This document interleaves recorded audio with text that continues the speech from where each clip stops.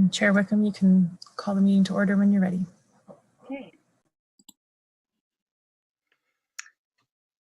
All right, welcome everyone. I'm going to call the meeting to order at 7 p.m.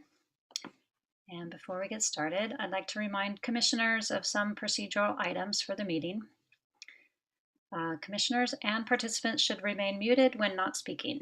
If commissioners or participants have a question or comment, please use the raise your hand button, and speakers will be called upon to speak one at a time.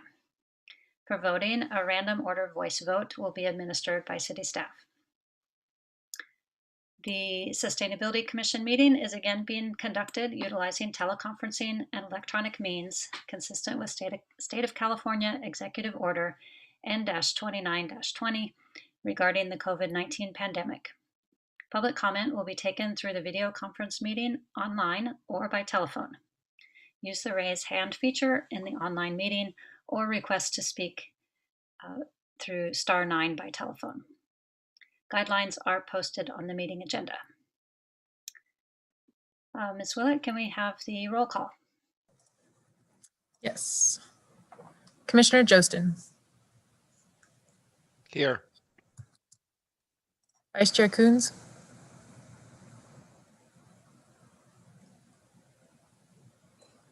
Sorry. Here. Commissioner Veach. Here. Chair Wickham. Here. Commissioner Payton. Here. And Commissioner Paget is absent. And Commissioner Srinivasan is absent. Council Liaison Mayor Larry Klein. And I'm here also. Thank you.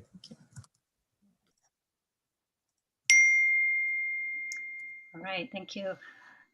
So we have two absences. Commissioner Srinivasan indicated that his absence today should be as a personal leave, and this is his second one in this fiscal year, so this is generally considered as unexcused. Can we just get the Commission's approval by general consent that Commissioner Srinivasan's absence will be noted as unexcused? Okay, hearing no objection. And Commissioner Paget indicated that she was feeling under the weather. I don't know, do we have is that also a personal leave? Yes, and she has not been absent previously, so she's good. Okay, sounds good. First on our agenda is Commissioner presentation. And I will be talking about best practices in pesticide reduction and integrated pest management. Get the presentation up.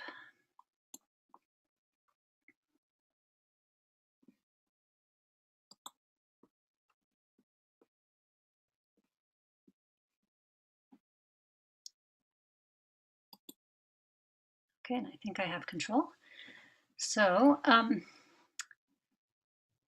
it's been a long time since I've been talking about giving this presentation, and but it hasn't been a long time since I learned all about this stuff.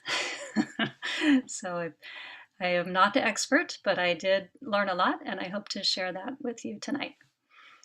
So first, I'd like to just get the definition of what is a pesticide. I know we've talked about it in this commission meeting because there's a proposed study issue, but that we have new commissioners as well. So I have the definition here that it's any chemical compound that's used to kill pests.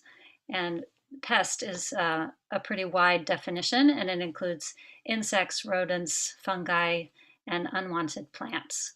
So you've heard of herbicides, you've heard of fungicides and rodenticides and all those things. They're all combined as pesticides.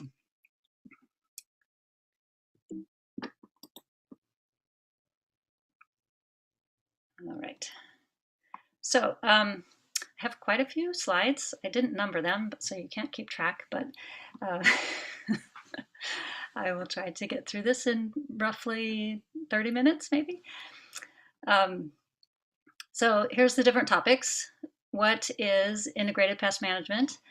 kind of the context of Sunnyvale, some best practices and innovative solutions that I found, some costs and benefits, and then a little bit more detail about special landscape types that we have here in Sunnyvale, and just a kind of a pictorial view of what the landscape might have looked like in Sunnyvale before the orchards and suburbs came, and finally wrap up with some recommendations. And the recommendations are my own. They're not anyone else's. Okay, so what is integrated pest management? So it is a combination of tools that, when used together, can help reduce the use of chemical pesticides broadly. So there's basically 4 different control methods, and so these fall into the categories of cultural, physical, biological, and chemical. So the cultural controls, you can see, are the practices that reduce pest establishment. It's really a preventive approach. So it can be, by changing the irrigation practices. It will prevent certain weeds or other pest problems. If there's standing water, that could lead to certain type of problems. So by changing kind of the culture of the environment, then you can change what pests are there. Another method is physical or mechanical controls. So this is like physically killing the pest directly. In the case of weeds, this may mean pulling it out. In the case of rodents or insects, it could be just physically killing them without chemicals. Then biological controls are basically the use of natural enemies of the pest. So basically predators, whatever is going to eat a certain type of weed or a certain type of bug. If you bring those additional animals or insects into the place, then it can help reduce whatever the pest is. And then in this integrated pest management, they use toxic pesticides or the chemical controls as a last resort. So putting in place all of these other controls, if there is still an issue and it's absolutely needed, then you do a targeted application of a chemical control. And so this is done in, instead of broadcast spraying, you would spray in a very targeted location. And instead of using a large amount, you specifically use only the amount that's needed. All right, so this integrated pest management is used in Sunnyvale, and I just have a couple of slides about the context for Sunnyvale. So Sunnyvale does have an integrated pest management policy. It was updated in 2010, and it's part of the city's administrative policy manual. And so that just guides the internal operations and staff policies. And the Department of Public Works has the responsibility for administering it. And it has, these are the goals directly out of the policy: creating awareness, reducing pesticide use, and eliminating adverse impacts to the environment. For implementation, it has been implemented for a long time, and the city has annual training. There is information on the website that directs residents and homeowners to integrated pest management policies, and there's there's always a review of, are we using the right things, and can we use less of them in terms of the chemicals. There's also reporting. So the state requires a reporting, and this happens annually through the city's stormwater annual report that gets submitted to the state. Okay, so we have all that in place, And also there is a proposed study issue. It's been floating around for a long time. And we've got the history here. Most recently, it was approved for 2020, but not funded. Many study issues did not get funded due to the pandemic. And we have the purpose here is to evaluate the effectiveness of the current IPM policy and levels of pesticide use on city property. Also assessing the community support for eliminating it on city property and the potential impact on city operations. So this would be the kind of the cost aspect of this. We'll also consider opportunities for educating residents about alternatives, additional education.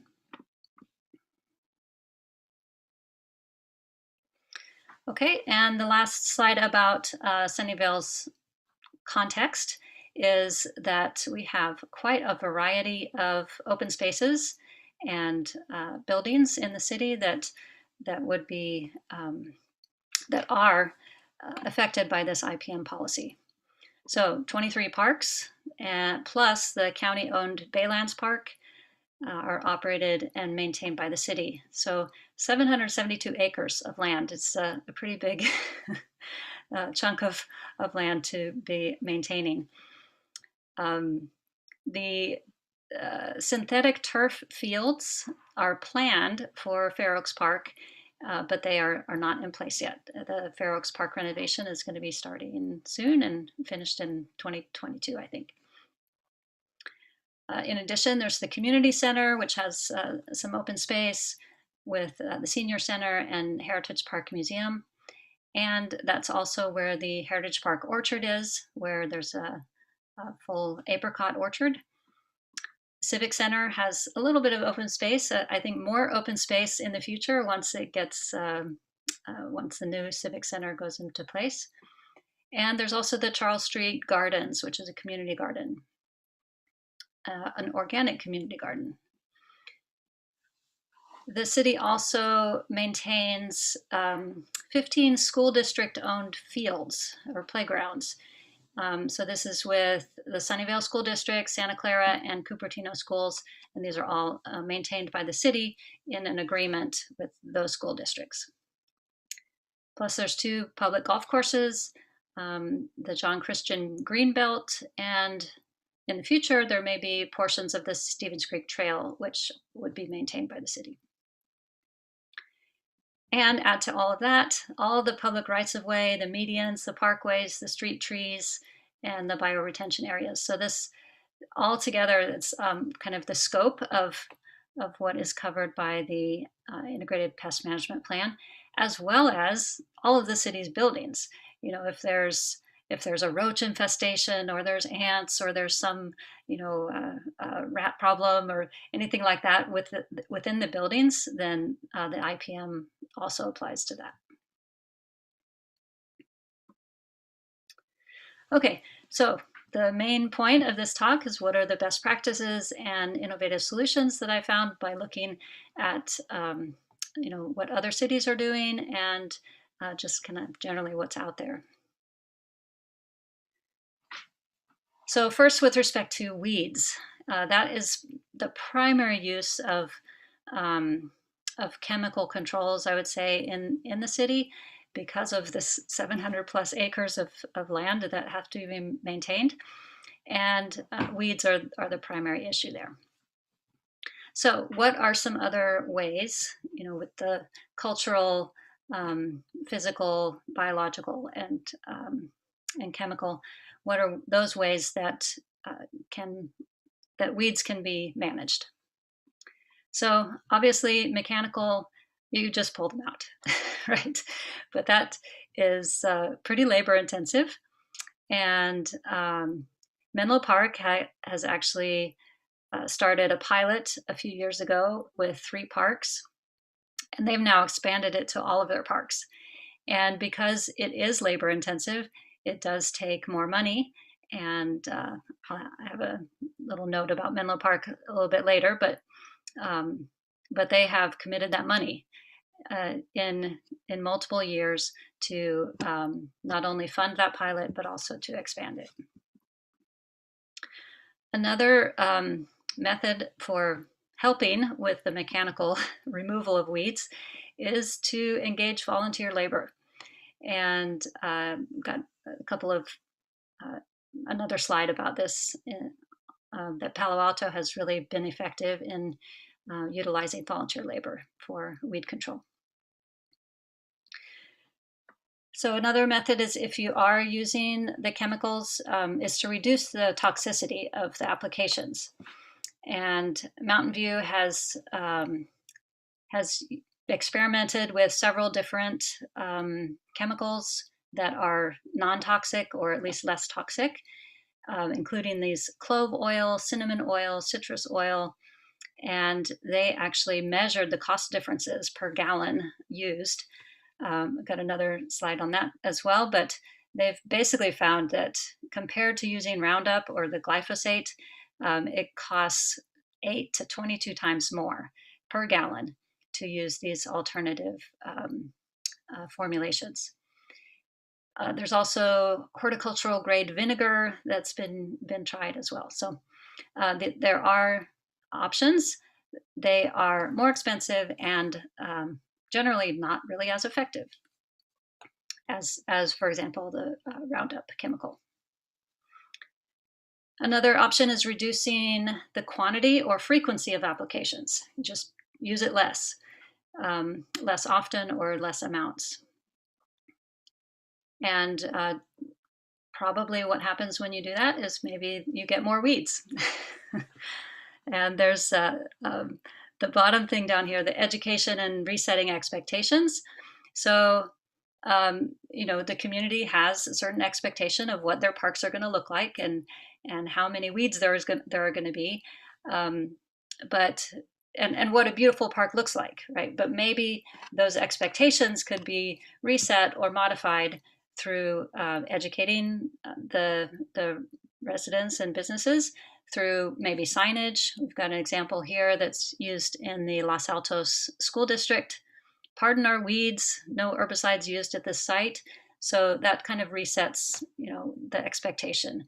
And it also gives you something back. It's like, oh, you're not using, toxic chemicals at the school. So maybe I can, have a little bit of trade-off there.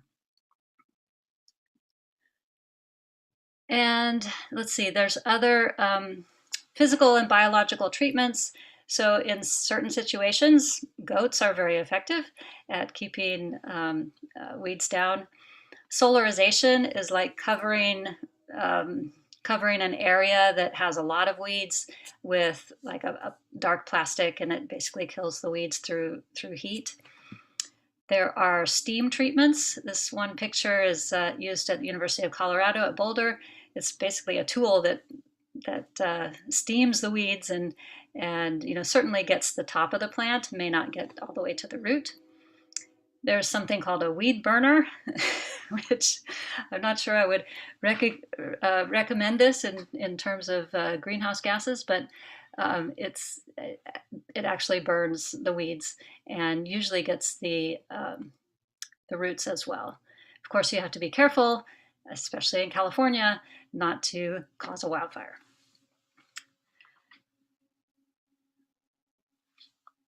All right, and then lastly, this landscape design and maintenance. So there's mulch, there's well-tuned irrigation, regular maintenance schedule, choosing the right plants, especially native plants that are drought tolerant and adapted to the climate.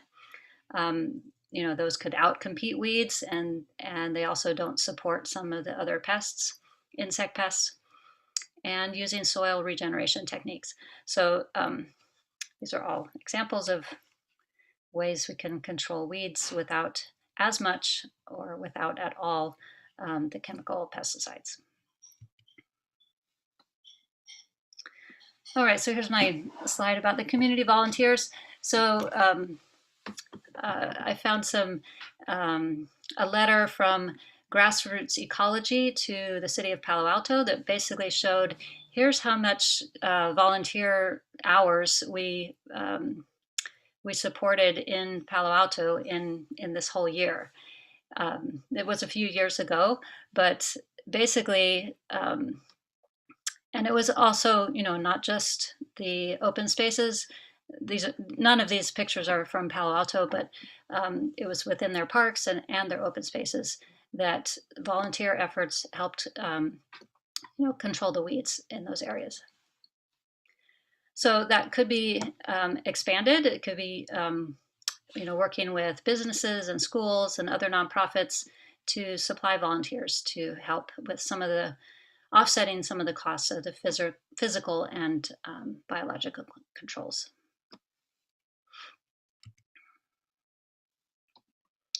And here's just more examples of kind of the communication and resetting the expectations of what does a beautiful park look like. A couple more different signs. And, there's an example of a press release also from Palo Alto where they said, okay, here's how much we reduced our pesticides over this amount of time. And so it's just providing the public with more information about here's what the city's doing. And that puts it in your mind that, oh, maybe I could think about doing that too if I'm also using a lot of pesticides in my own garden. And then this one I'll show again later, but from San Francisco, they actually put it up on their website and it's interactive and you can choose between, what hazard tier. The red is the most highly toxic chemicals and the green is the least toxic chemicals. So you can see that over time they have significantly reduced their usage across the city.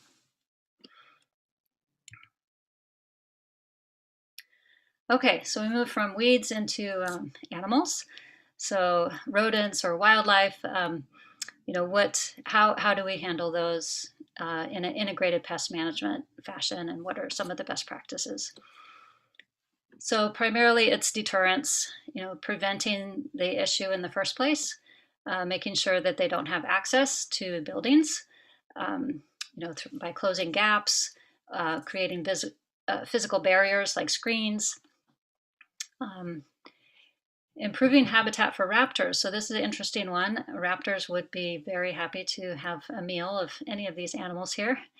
And if they are healthy and have a healthy ecosystem, then that can help keep some of these animal populations in check. Certainly removing any extra food and water that in the area that it is of concern will help keep them away. So inside buildings, it's best not to use, chemical controls as opposed to kind of snap traps or electric zappers that for inside the buildings. And again, outside, trimming trees and keeping foliage away from buildings is a best practice. And then there are certain plants that will repel certain animals. So that takes a little research and figuring out which plants to which animals. And then there's also non-toxic oils and powders that can be applied.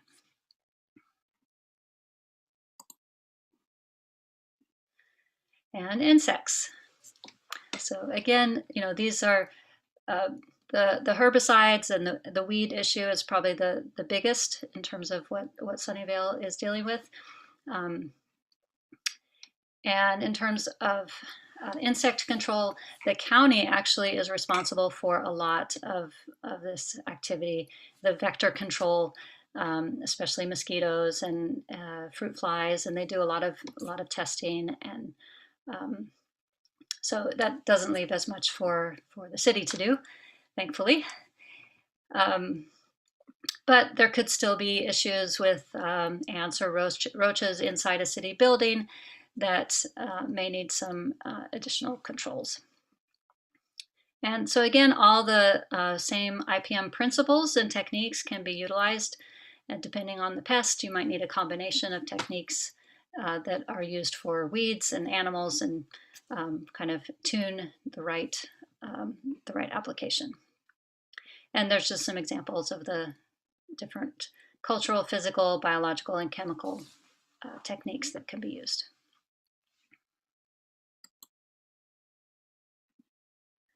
All right, so here's just a few more examples of what some of our nearby cities are doing. So I've talked about Palo Alto already in terms of using volunteers heavily, but they have also publicized their efforts, and they've made significant progress in not applying herbicide on the grass fields and also the trees in the last several years. Menlo Park, I also mentioned before. Just in 2020, the City Council voted to maintain $400,000 in funding after staff had recommended kind of this pandemic-related budget cut to the herbicide-free program. So they had expanded to all their parks. They were funding it, and because of pandemic-related effects, this is one of many pandemic-related effects that staff had recommended as a cut, but City Council chose not to cut that particular item. And Santa Clara County, of course, they have their own integrated pest management policy, and they have decided not to use glyphosate or Roundup, specifically in relation to the fact that California puts glyphosate on its list of Prop 65 chemicals that is known in the state of California to cause cancer. And so that really prompted the county to say, okay, we're not going to use this anymore. This does note that it's difficult, right? I mean, Roundup is a very effective chemical at controlling weeds, and it's also not very expensive.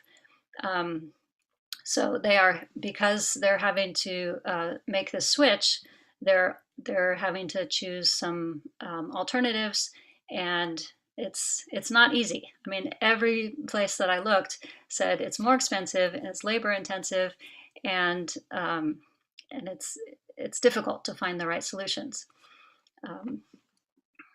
But there are techniques, and spending the money, you can just have to decide, okay, is it worth it or not? But they are using these other methods such as mowing, digging out, hand pulling, weed wrenching. I'm not sure what wrenching means. And the use of other living systems, for example, cattle and goats, and the design improvements. So many of the things we've already talked about. Okay, and so Mountain View, as I mentioned, they have experimented with these other chemicals, so these citrus oils, and they actually published, here's how much it costs per gallon, and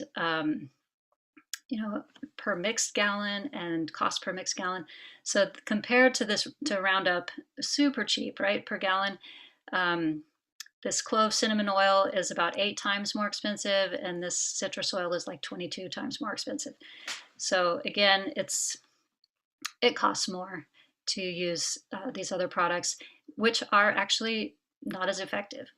And so a combination of some of these things with the physical, the weed torch or the steam or the hand pulling, again, it all adds to the cost.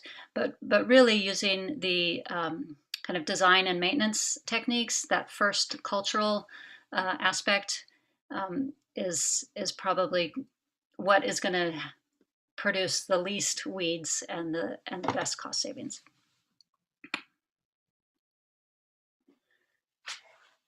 Okay, San Jose is just another example of our nearby cities. So they have, every year they do this annual park condition assessment, and they rate everything on a 5-point scale. And they look at their, the different regions and all the different council districts. And so they found that in many cases it required either 4 times the amount of labor or less toxic chemicals to achieve same results as pest management using traditional landscape chemicals. So again, it's hard. They also compare themselves to spending per resident in their park spending.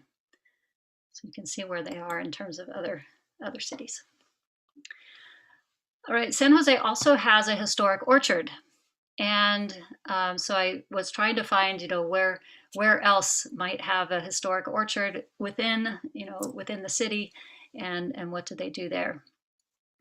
So they have a 3.3 acre site. It was planted in 1994. It's in the Guadalupe Gardens. So I would say it's not probably as close to residential areas as our own Heritage Park. But it is a heritage orchard. It's maintained by volunteers. So again, another example of the volunteer model. And it is currently undergoing a restoration. So they did note that they've had diseases of the trees. There's a big squirrel problem. There were insect pests. The trees were old, and they had a failing irrigation system. So basically, they really needed to do something. And so they are in the process of installing new irrigation, some new trees, implementing an IPM plan, and also putting up some signage. Also, the fruit that they harvest from that orchard is donated to Second Harvest.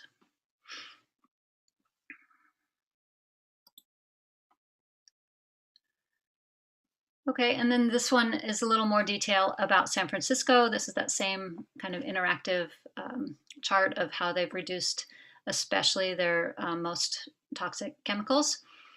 And then right on their website, they say, here's our accomplishments that we have done in the city. Again, this is all city-owned property.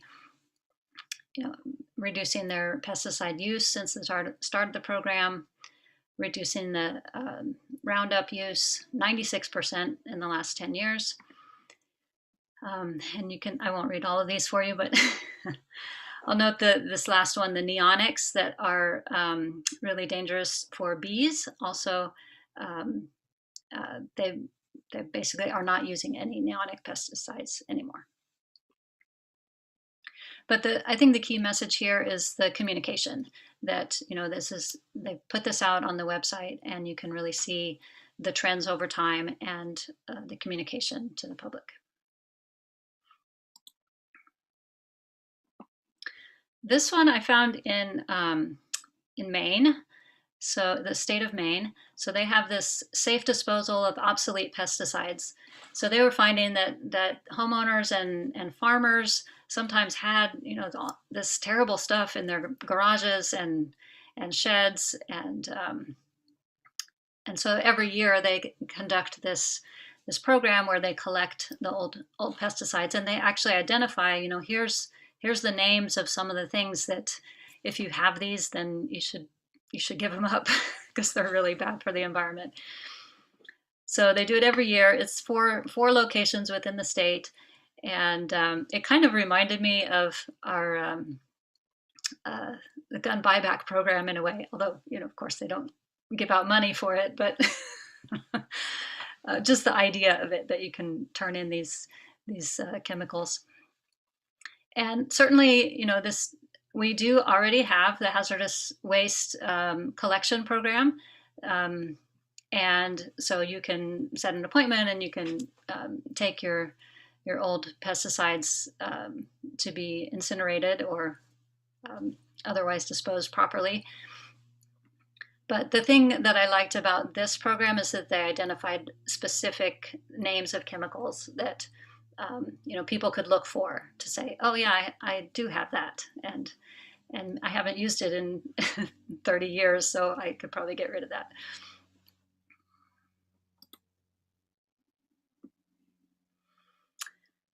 All right, and so wrapping up the kind of best practices section, these are just California cities and counties that have limited pesticides. So these are, it's a partial list, and these are cities that have, I'm sorry, it's so tiny, but there's a lot of them, that's the point.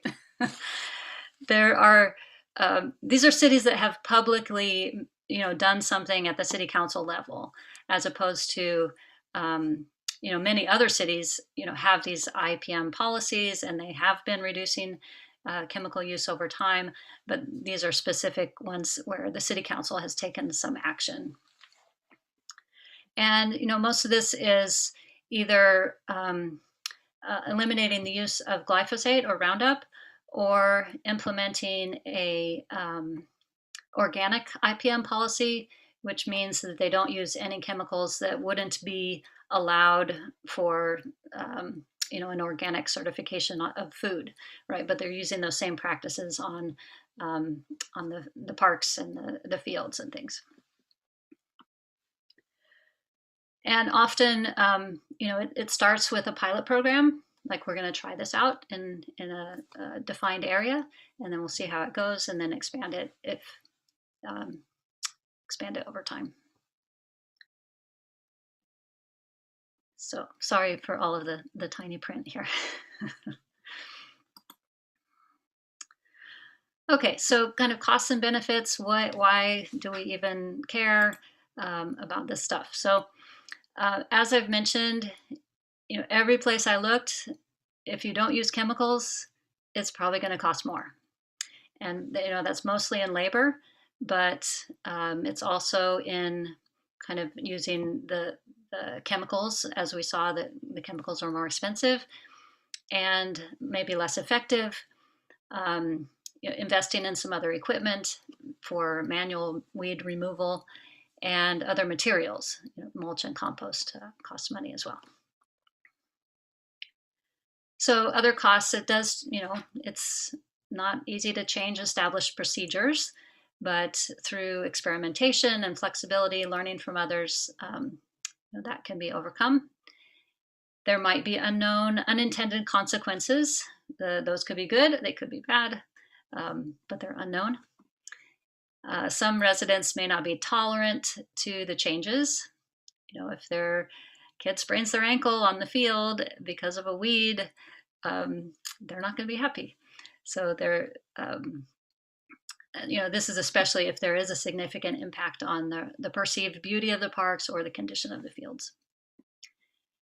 And then, the big unknown, of course, is there avoided illness and disease for people, pets, wildlife? That's super difficult, impossible, I would say, to quantify. And so that makes it difficult to justify, making those higher real maintenance costs. But there's benefits. So certainly reduced pollution of soil and stormwater is a very big benefit. Regeneration of ecosystems that are not experiencing these chemicals. So soil health, wildlife, beneficial insects, all of these are able to regenerate without the use of chemical pesticides.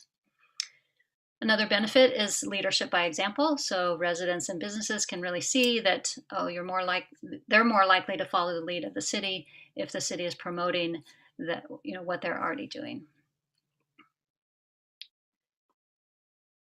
And then, of course, unknown savings. We've already talked about it. It's impossible to quantify, but without using chemicals on our parks and open spaces, then there are probably avoided healthcare costs for workers, children, and everybody.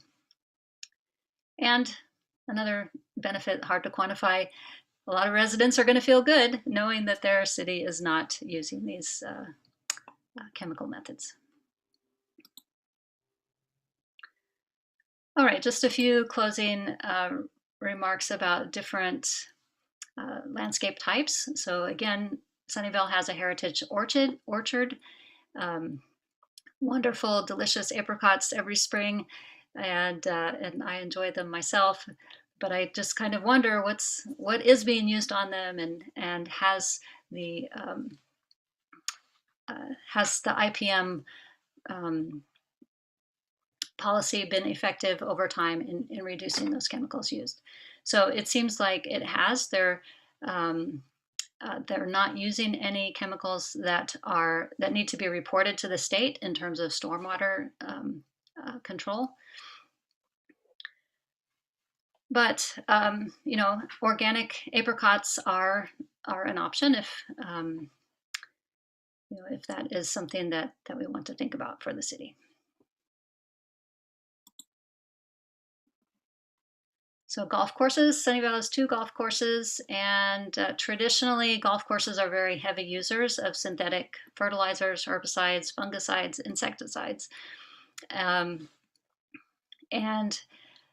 I did find a couple of examples of golf courses throughout the country that have transitioned to using only organic methods and applications.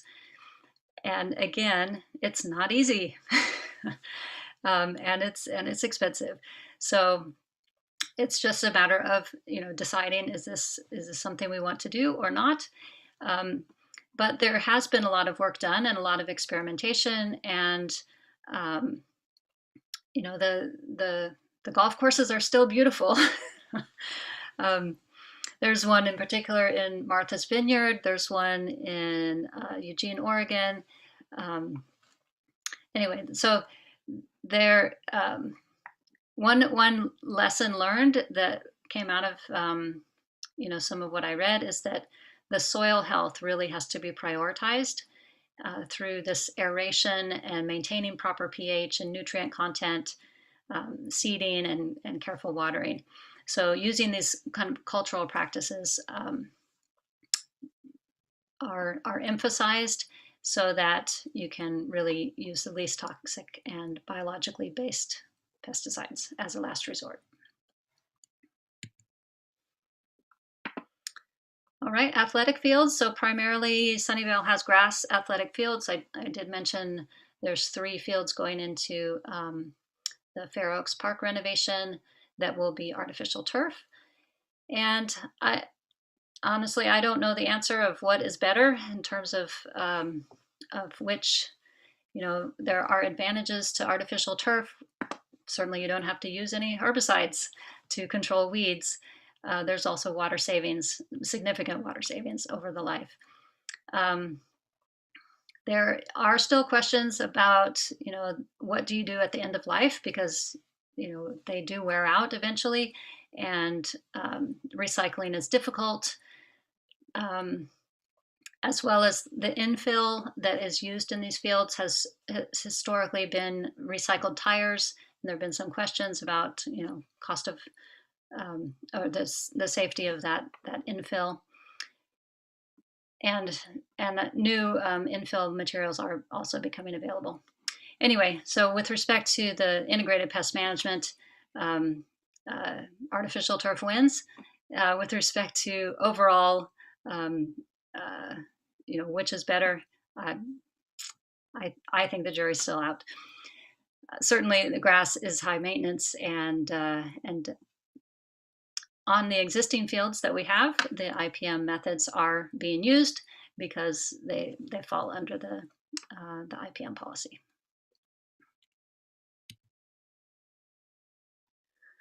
Okay, just a couple of slides, pictures about Sunnyvale before the orchards and suburbs.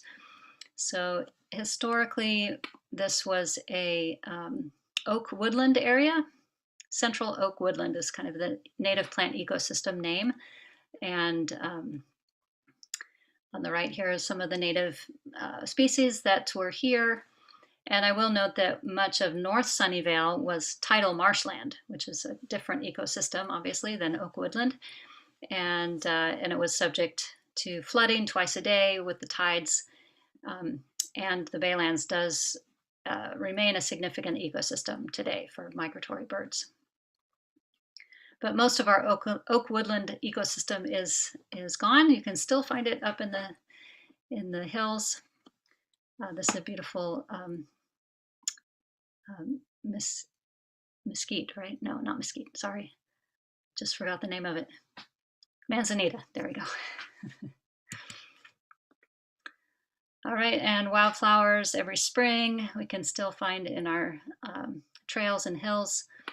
Coffeeberry was a very significant plant used by the Ohlone people, kind of a medicinal purposes.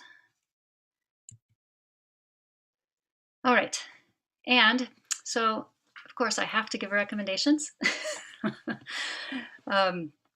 So with all of the research and investigation that I did, this is kind of my list of things that Sunnyvale could consider.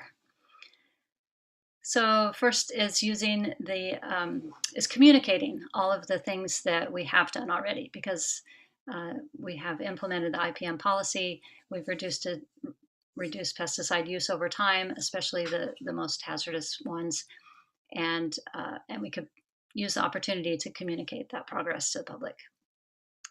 Utilizing volunteers, I think, is a great model. Of course, it does take some work to get those set up. Sorry, get happy with my mouse here. All right, and I think the IPM policy could probably be improved by talking about the use of native plants as a cultural alternative in terms of weed control. Those native plants and trees, if used in landscape design, can really outcompete other what we call weeds. And then just ensuring there's a robust approval process to use any chemicals of concern or to increase the chemical controls that are currently used. And ideally, the IPM would set goals or some kind of timeline, or whether it's the IPM or some other policy, would set goals and a timeline to completely eliminate the toxic chemical use and switch to only those chemicals used in organic farming.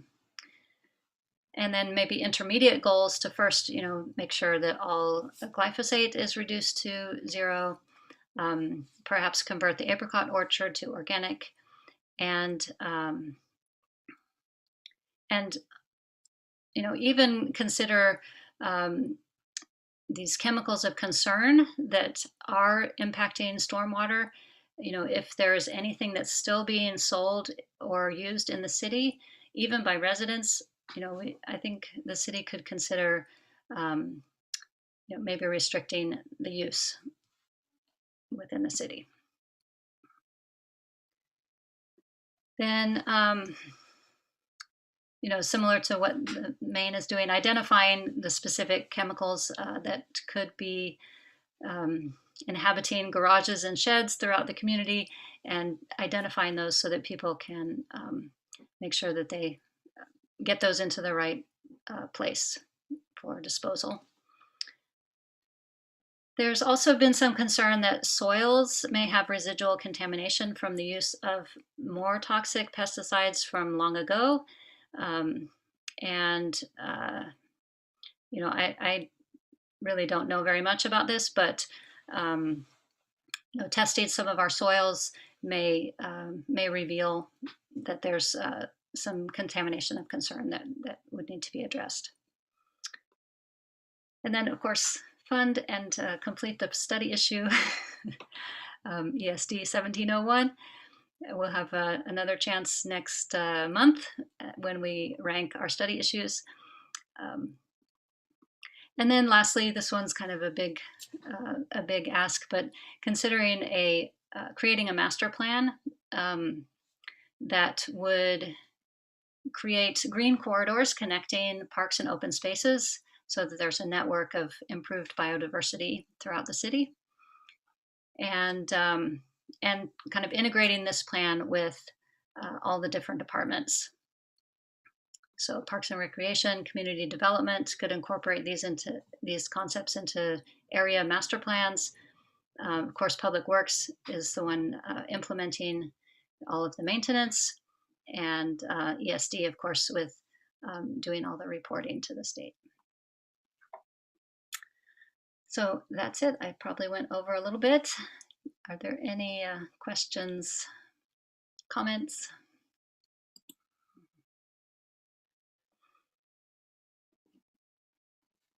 Let's see. I don't see any hands raised.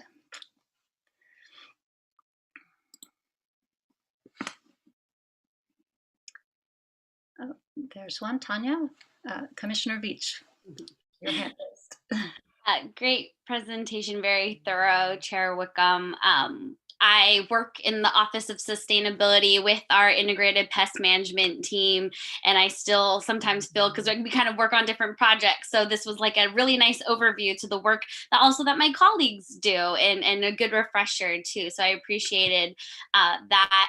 I really liked one of your suggestions in terms of, or recommendations of utilizing like volunteers. And I just was trying to do a quick search. Like, I know there's some cities who have like friends of certain parks or things like that. I know we have in Sunnyvale, like Friends of the Library. We don't currently have anything like Friends of a certain park here in Sunnyvale, do we? Just to kind of add to your recommendation one of the recommendations that you were mentioning. The only one I know of is the Friends of Stevens Creek Trail. I don't know if they have a big volunteer network, and currently Stevens Creek Trail is not actually going through Sunnyvale. Maybe it will. We also have the Sunnyvale Urban Forest Advocates, and I don't know if they meet regularly.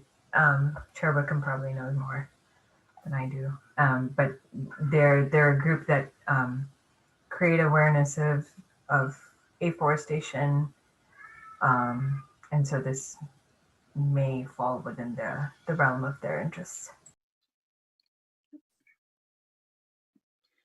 Yeah, and that nonprofit ecology, grassroots ecology, is I think based in Palo Alto, and they're not based in Sunnyvale, but they may be able to provide volunteers as well. There's also our city forest, which operates, I know in San Jose, and I think there was something recently where they may be coming to Sunnyvale. Anyway, but they again run afforestation programs. They engage a lot of youth as volunteers, and they actually, you can put in a request for a tree and they'll come and plant a tree in your little park strip outside your house. Okay, Commissioner Justin. Let's see, am I off? Yeah, off mute. Yeah, Chair Wickham, that was a very good presentation. That was great. Do we have any information on the Sunnyvale's integrated pest management program? The kind of statistics that you're showing for San Francisco or something. Anything there that's available to see how we're doing? Not really. It's not publicly available. Really? Okay.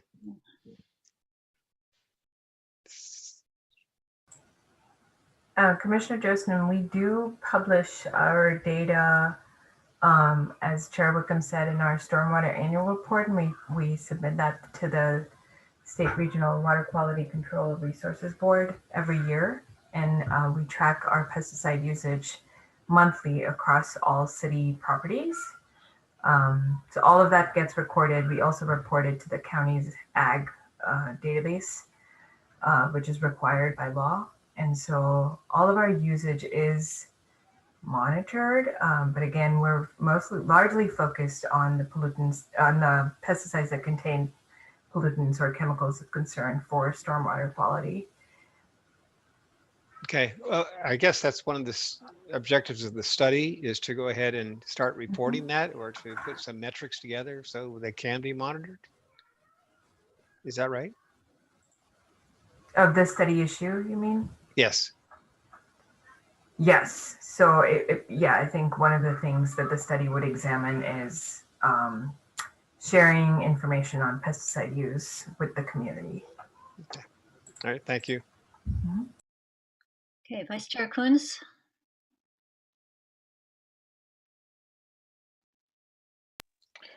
Thank you for the thorough presentation, and it was great getting the big picture overview. One thing I was curious about, you had mentioned that Menlo Park there had been a recommendation actually to scale back the program again, and yet the the city council had opted to continue that in full force. Do you have any kind of more insight in terms of what drove that decision to continue forward with the program? What particular priorities were really compelling there that helped them to decide that was the way? I can't say for sure, but I know that there were public comments both before and at the meeting that specifically called out that particular budget item, saying don't cut that one because it's really important. But I can't speak to the thoughts of individual council members or what influenced them. Commissioner Payton. First, I want to thank you for that very thorough intro for a lot of us. It occurs to me that in the time that I've been on the commission, we haven't ever gotten an overview of what the city's doing. And that's a fairly serious oversight. My suggestion is, just as we have other groups come talk to us once in a while to give us an update, I wonder if we might ask the relevant city departments to come and just brief us. Again, not collecting new information that's not already available, but the things that we are reporting anyway, to come and give us an overview and help us give get a sense for the trends in that, and also to focus on what's new in that realm. What kind of things have they tried and succeeded with, tried and not succeeded with, that kind of thing. Often just the act of having to communicate to a public body can do wonders to shine light on an opportunity. And I think that might be a real easy thing for us to do in the future. Anyway, so thanks for, it's certainly been a blind spot of mine, and I'm delighted to see how much is going on both in this city and in surrounding cities. Right, thanks. Ms. Tovar. Good evening. I just wanted to respond to the commissioner's inquiry about volunteers being used to support our parks and landscaping. And I looked on our website. I'm not familiar with how well utilized this program is, but our Public Works Parks Department does manage a Adopt a Park program.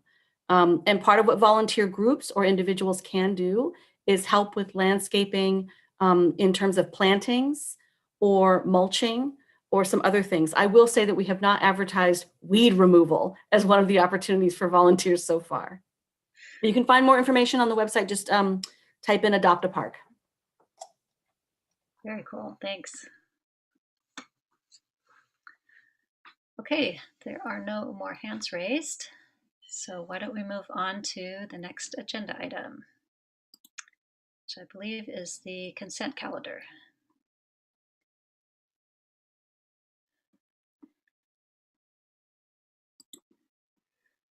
Let's see, is there any comment, or would anyone like to make a motion for approving the consent calendar? I'll move to approve the consent calendar. I'll second. It's Commissioner Kunz, and the second by Payton. Yes. Thank you. All right. I guess we need to see if there are any members of the public that would like to speak on this item. Are there any members of the public on the call? There are currently no members of the public on the call. All right, then I don't feel so bad about skipping the oral communications earlier. All right. Is there any discussion from the commissioners about the consent calendar? Don't see any hands raised. Ms. Willett, could you do a random voice vote, please? Yes. Chair Wickham, Yes, approve. Commissioner Jostin, Approve. Commissioner Payton, Yes. Commissioner Veach, Yes. Commissioner Srinivasan is absent, Commissioner Paget's absent, and Vice Chair Coons. Yes. All right, motion passes. Okay, thank you. All right, next we have the annual review of Code of Ethics and Conduct for elected and appointed officials. And we will need to vote on a motion to declare that we have read and will abide by the rule of the Code of Ethics. Ms. Willett, could you explain any changes that have been made in this policy over the last year? Yes, we have had no changes made to the policy in the last year. So I went through and reviewed that. There's been no updates. And all of you have signed the final page of the Code of Ethics when you were onboarded. So there's no need for anyone to sign that. So you're good to go. All right. So I guess we do not need to open the public hearing if there are no public members in attendance. Are there any commissioners who would like to make a motion for this item?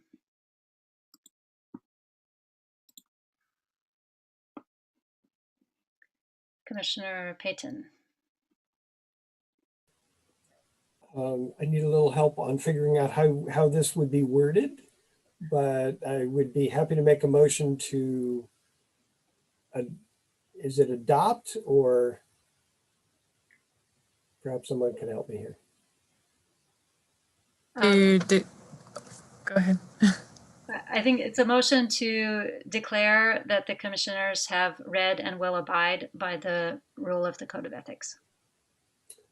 Yes, I'd like to move that. And I'll second it. Okay, and that was Commissioner Justin on the second. All right, Ms. Willett, can we have a random order voice vote? So I've got Commissioner Paget as absent, Commissioner Srinivasan is absent, Commissioner Payton, Yes. Vice Chair Coons, Yes. Commissioner Jostin, Yes. Chair Wickham, Yes. and Commissioner Veach. Yes. Motion passes. Okay, thank you. Next on the agenda, we have the opportunity to nominate a representative to serve on the El Camino Real Plan Advisory Committee. And Ms. Willett, would you be able to give us an update on the committee and what it does and where they are in their process? Yes, so the El Camino Real Corridor Plan Advisory Committee was created to help guide the preparation of the Sunnyvale El Camino Real Corridor Plan. And they're also tasked with guiding the preparation of the environmental impact report associated with that project. So this committee only has an estimated one meeting remaining. We've had, there hasn't been a meeting since January of 2019, I believe, 2020. I think it was January of 2019. So there's only one more meeting left, 2020, okay. And basically that meeting is anticipated to be in either March or April, but there's not a date designated yet. They're looking to have that meeting once the final draft of the plan's ready. So that meeting would basically be to review that final draft. And then that would go out to the public and various commissions before going to city council, anticipated around summertime. So the, responsibility of the commissioner who would be nominated would just be to attend that one meeting and provide feedback on behalf of the. Okay, and is there information about what they have done so far and where we could find that, or where? Yes, they have a website. I can send that as a follow-up email to everybody, just in terms of what's been done so far. If I may jump in here, I Yeah. also think the community development staff would be able to onboard the commissioner once selected, and they would be able to bring you up to speed. Okay, great. And I will point out that the last person to hold this role is Commissioner Zornetzer, but he retired off the commission, so that's why we need a new person. All right, so what we'll do is open the floor to nominations you can either nominate yourself or you can nominate someone else.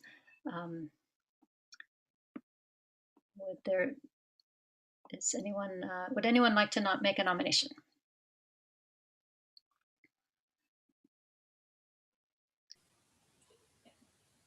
Don't see any hands raised. Okay, Commissioner Payton. I'd be willing to serve, given that it's apparently ending before my term ends. But if anyone else would like to do it, I'd be happy to stand aside as well.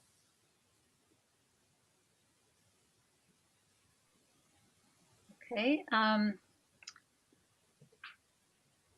would like to make a nomination myself. Vice Chair Coons did express some interest to me. Commissioner Coons, would you like to? Vice Chair Coons? Yeah. Would I like to serve on the commission? ECR PAC is the question? Yes.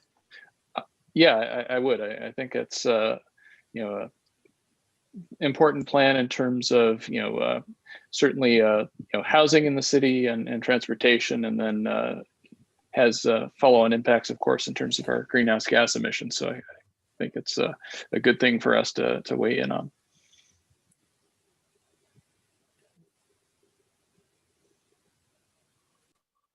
So it sounded like Chair Wickham made a nomination for Vice Chair Coons, and Vice Chair Coons has accepted the nomination. Is that appropriate? Yes. Okay. Commissioner Payton, would you like to nominate yourself as well? Actually, no. I'm fine not doing that. I'd stand aside. Thank you. Okay. All right. Are there any other nominations? I don't see any hands raised. Would someone like to make a motion that Vice Chair Coons is nominated to the El Camino Real PAC committee? Commissioner Payton? I'd like to nominate Commissioner Kuntz to serve on the El Camino Real PAC.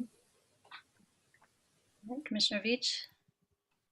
I would second that motion. Thank you. Is there any discussion? Commissioner Payton, is your hand raised again or still? Okay, thank you. All right, seeing no discussion and assuming still no members of the public that wish to speak,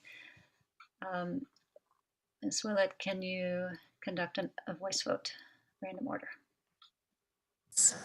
Commissioner Srinivasan is absent. Commissioner Paget is absent. Commissioner Veach. Yes.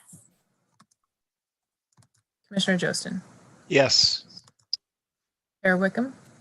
Yes. Commissioner Payton. Yes. And Vice Chair Coons. Yes. Motion passes. Okay, thank you. Next, we have the standing item, consideration of potential study issues. Ms. Willett, were there any study issues submitted? No, there was not. All right, so we will be ranking study issues next month and covering the previous year. And study issues can be submitted at any time throughout the year using the template that's been published. And after completing that study issue form, the staff reviews and brings back to the commission at the next meeting for consideration. Just a review of the process there. And we have this opportunity to talk about potential study issues if someone is thinking about bringing one this meeting or next meeting, or filling out the template. Do any commissioners have any study issues that they're thinking about submitting that they would like to discuss?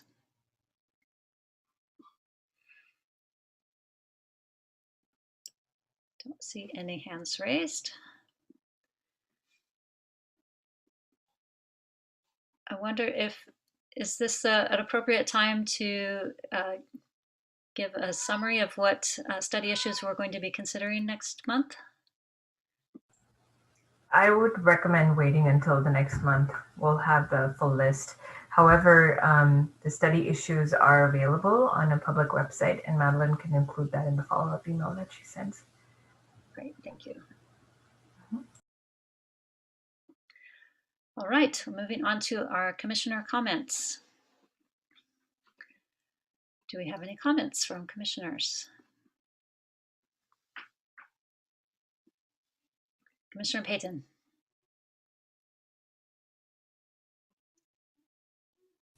Yes, part of my sanity project for pandemic time is to be spending as much time as I can get away with at the edge of the bay. And based on that, I have a 1-question biodiversity quiz. See if you can do better than I can with this. Am I able to share the screen?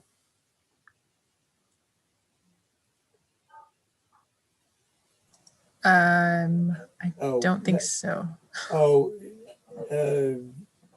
I can if you stop sharing the agenda for the moment. Okay.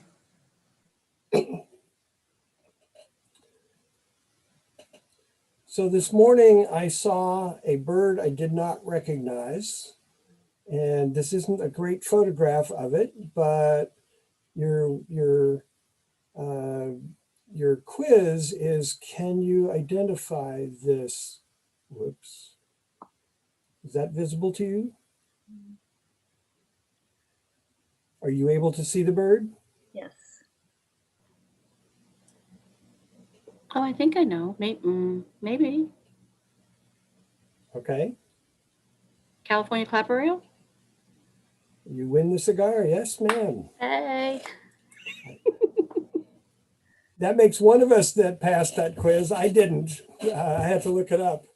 So it is endangered.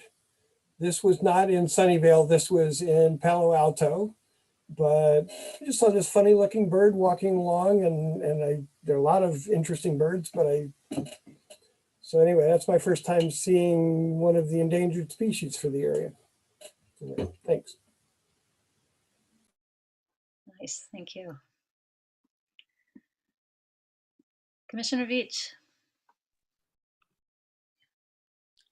Thank you. I wanted just to quickly give a shout out to the city of Sunnyvale and its residents. I've been talking for like the past couple months, plugging our co-hosted with the County of Santa Clara Office of Sustainability and the city of Sunnyvale hosting the energy efficiency workshop. And I just wanted to let everyone know that we had over 80 attendees at our virtual workshop. So that was the most attended workshop that we've had throughout the 5 cities that we worked with through 2020. So wanted just to give a good shout out. We had a lot of great feedback, a lot of great questions that were being asked of our residents. And we also, as part of it, we offered 3 free home energy scores to 3 lucky participants who participated. So a home energy score, if you don't know, it's a rating on a 1 to 10 scale of your home, an average home in your neighborhood. And so that way homeowners can know how efficient is their home on a 1 to 10 scale. And they're giving away that that free home energy score valued upwards of $350+. So I'm really excited that we were able to co-host that event with the City of Sunnyvale staff, and many thanks to just Albany Nierenberg, who works with the ESD team, who was presenting on behalf of the City of Sunnyvale. So just wanted to again say great job, Sunnyvale, for showing up virtually, and I think a lot of good energy efficiency and electrification projects will hopefully come from that event. So yeah, thank you to everyone who attended and supported. Great, thank you. Mayor Klein. Sure. If no one else has anything to say, I just want to thank everyone for having me as the liaison to this commission for the last 6 months. So, this is my last meeting with you, at least for a few years, it sounds like. But starting in January, Councilmember Fong will be your new liaison. And, I just want to say I've enjoyed, the interesting topics that this commission, discusses, dissects, from the sustainability speaker series to, EVs, solar panels, and like the presentation that Chair Wickham did tonight. I really appreciate the information, the discussion, the collaboration that you bring and your commitment. I appreciate everyone's commitment to just the sustainability of Sunnyvale and to the future, our future and our children's future. So, I really want to commend you for the good work that you're doing. And, I will definitely be, I do follow a lot of different commissions. This is, one of them that even when I'm not liaison, I do go back and, sometimes watch the meetings, but definitely attend the sustainability speaker series. I think you're doing a great job, and I really appreciate, my time here as well as all the time that each of you put into this commission. So thank you very much. Thank you, Mayor Klein. And I know I speak for the whole commission. We don't have to vote. That we really appreciate having you as our liaison, and all of the insights that you bring as well. Commissioner Kunz, the hand raise. Vice Chair, please. Yeah, so a few things. I attended the Moffett Park specific plan sea level rise workshop back on November 30th, and I really want to commend staff for the breadth of the presentation and really the way they took a potentially complex topic and really laid it out very clearly, and gave not only insight into what the city is responsible for, but a lot of the dependencies on other agencies and other projects that are coming to give you the big picture. So I'd urge other commissioners, if you have not seen the Sea Level Rise workshop, I'd urge you to check it out. It's a couple hours that would be very well invested. Want to thank City Council for final adoption of the REACH codes on December 1st. So, yay! Really a wonderful achievement. I think you guys can absolutely pat yourselves on the back for taking that step. Wanted to commend Commissioner Veach for the energy efficiency workshop. I was one of those 80 attendees and found that it was very accessibly presented and some useful information. So hopefully might factor into some home improvement projects coming up next year. Couple other things I'll mention. So I've taken advantage of a couple of services that Silicon Valley Clean Energy offers. So first off, they're currently running a $50 rebate on induction cooktops. And, I have an induction stove at home, but I have parents who live in Sunnyvale and who have a gas cooktop who I'm hoping to convince to, cut down on their greenhouse gas emissions. So I'm taking advantage of that $50 rebate in my holiday giving plans. Other thing to mention is I've given a spin. Silicon Valley Clean Energy also has the eHub that has a lot of great educational resources for learning about different ways that people can cut their carbon footprints or generally green their energy lifestyle. And in this case, I actually used their solar assistant to pick a solar installer, and we will be having panels put on the house on Wednesday. So hopefully that goes smoothly. And I'll just say that in terms of the selection process of getting standardized bids and having somebody to walk you through them and being able to make good comparisons, I really thought that was a compelling thing that they offer. So if you are considering solar, I'd say have a look at the solar assistant on the eHub, and it's a great resource. Thank you. Nice. Commissioner Jostin.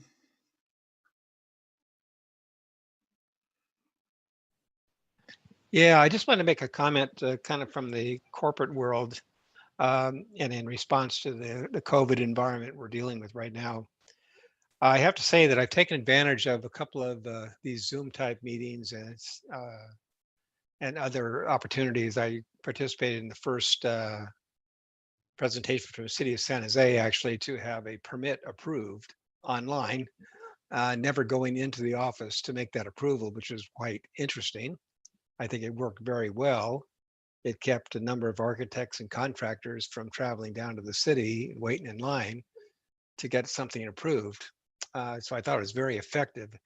And I guess my question is, knowing that my company, Infinera, is planning to implement a flex workforce model, which indicates that probably 35 to 40% of our people will work from home on a permanent basis.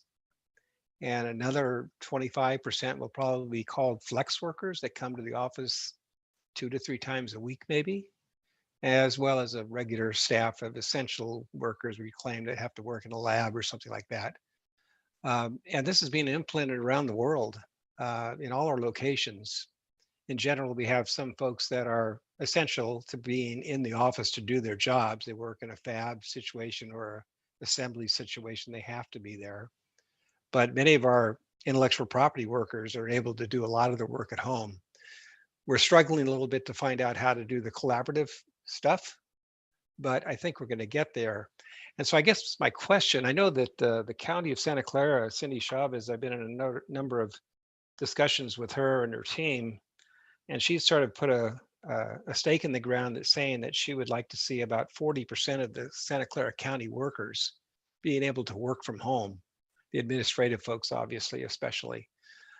So I'm just wondering what the city of Sunnyvale might be doing, Larry, that you're on the call. I mean, can you give us any update? Because I think it's a very interesting opportunity, and it cuts right at the heart of sustainability, if you think about it. I mean, if I cut down my travel to these commission meetings, for instance, if I can cut down my travel to go get a permit, just a number of things, this has a huge impact on sustainability and my carbon footprint, my travel in my car. I got to say, my car has traveled less miles this year than I think before I could drive. I mean, it's literally sat in my garage doing nothing, not using any electricity, which is good, but it just sat there. So I got to say that I think this is going to be something that is adopted by many companies around the world. And I'm just wondering how the city approaches this or thinks about it.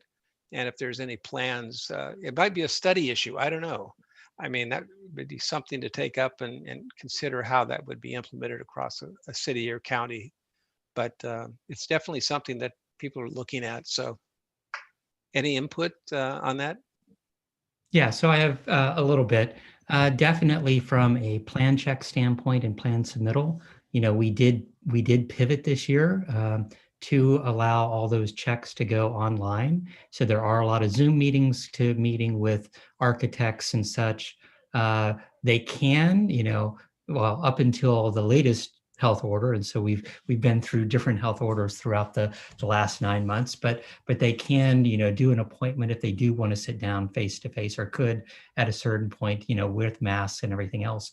But 95% of those plans were done through Zoom meetings, and it did take IT to come up to speed and be able to be able to deal with large plans and being submitted that way. So there was some, changes to the system that were required, but ultimately, that has now been implemented. I think everybody quickly pivoted to that as much as they could, or as quickly as they could, and that's been, the only face-to-face that's really required is on-site inspections. So those you can't get rid of. Those you can't do, just with video and all that. You actually do need to have somebody there to walk through the buildings and, check behind this and that and all that. But in general, like the planning staff is mainly moved to everything remote. So, and I see that post-COVID, that will be, that option will, most assuredly remain in some level.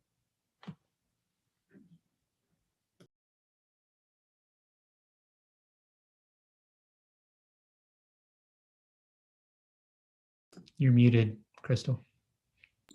You're welcome. All right, I do have a couple of comments. I also attended the Sea Level Rise workshop, and I want to plug it for anybody who hasn't seen it as well. I especially found the speaker from the San Francisco Estuary Institute to be very informative, and would highly recommend, again, as Vice Chair Kunz said, that you look up the video. The second item is that the Sustainability Speaker Series event on December 3rd with Jared Blumenfeld, the California EPA Secretary, was well attended and very informative. I really enjoyed hosting him. And again, if you have not seen the video, it is posted and it's online. And speaking of the speaker series, there is another event in January 30th. It's a Saturday. It's a first Saturday event. It is with Nick Kasner, who will be speaking about the decarbonization of buildings in San Francisco Unified School District. When Jared Blumenfeld, when I mentioned that he would be speaking next, said, "Oh, I know him, he's great." So our last speaker recommended our next speaker. It's very nice. And so that is January 30th. And I believe the staff is also looking to this commission to help promote the event so that we can make sure that we get a lot of public attendees, especially those related to education, because this is, an education building decarbonization event. So, all right, and last item I have is that there was a study session with the City Council on November 17th for the board and commission chair and vice chair study session on the effectiveness of boards and commissions. And if you remember our last meeting, we had a discussion on this topic and we came up with a number of points that we wanted to raise, and those points were raised in that meeting. So just wanted to let you all know that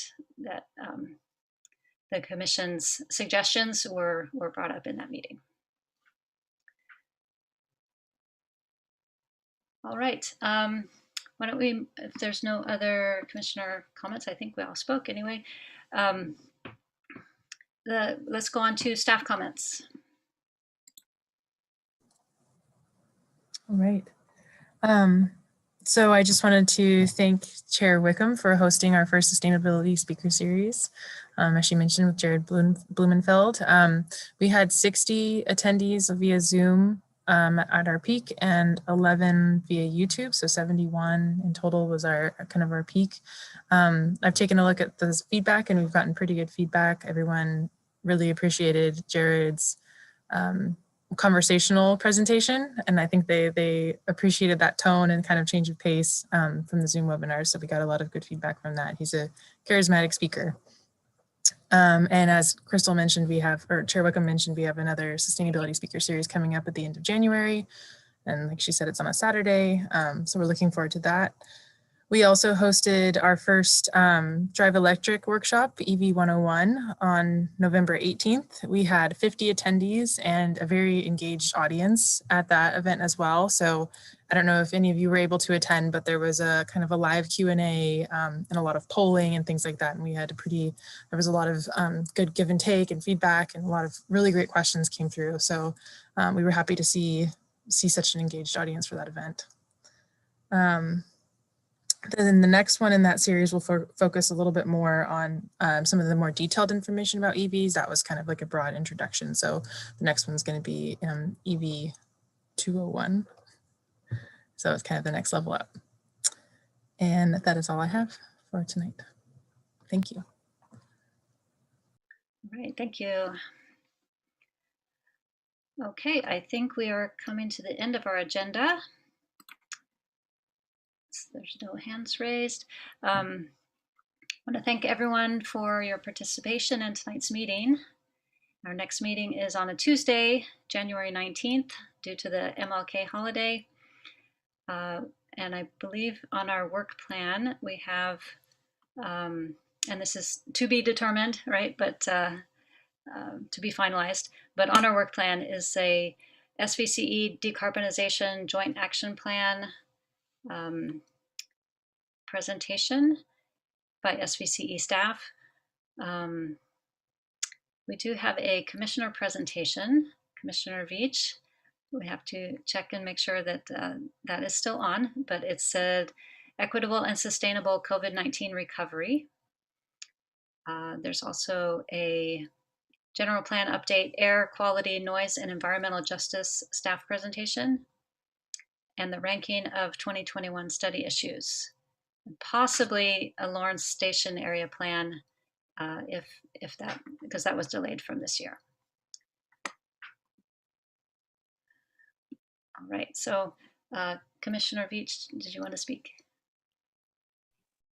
Just a quick clarifying question. It sounded like there might be a larger agenda for our meeting in January. Is it best to still have that commissioner presentation, or would it be better to push it back? It's assuming because we might have an additional agenda item and presentation. We will reach out ahead of the next meeting once we get more firm, if we get confirmations from all the speakers that they'll be presenting, and if it is looking very full, I'll reach out to you and let you know. Okay, thank you. Mm-hmm. All right, great. So I wish everyone happy holidays at home, and enjoy the time off, and a happy new year. We'll see you in January. This meeting is now adjourned at 8:32 p.m. Thank you. Happy Thanks holidays. very much, guys. Happy holidays. Happy holidays. Bye. Thank you. Holidays. Thanks, everyone. Holidays. Bye. Bye.